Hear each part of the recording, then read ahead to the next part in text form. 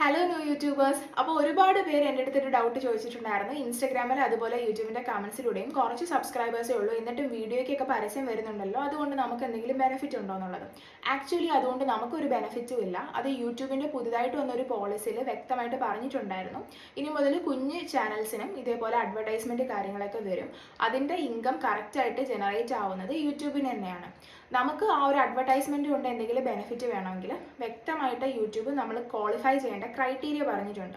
അത് എല്ലാവർക്കും അറിയാം. നമ്മൾ യൂട്യൂബ് സ്റ്റുഡിയോ ഓപ്പൺ ചെയ്യുന്ന സമയത്ത് ഏൺ എന്ന് പറഞ്ഞ ഒരു ഓപ്ഷനിൽ അത് കിടപ്പുണ്ട്.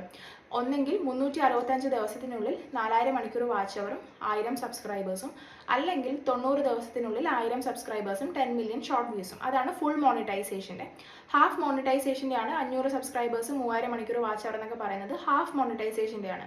അപ്പോൾ ഇതിനെക്കുറിച്ച് ഡീറ്റെയിൽ ആയിട്ട് ഞാനൊരു വീഡിയോ ചെയ്തിട്ടുണ്ട്. അപ്പോൾ ആ ഒരു ഡീറ്റെയിൽ ആയിട്ട് വീഡിയോ കാണാൻ താല്പര്യമുള്ളവർ ഈ ഒരു വീഡിയോയിൽ ഞാൻ പിൻ ചെയ്ത് വെച്ചിട്ടുണ്ട് അതിൻ്റെ ലിങ്ക്.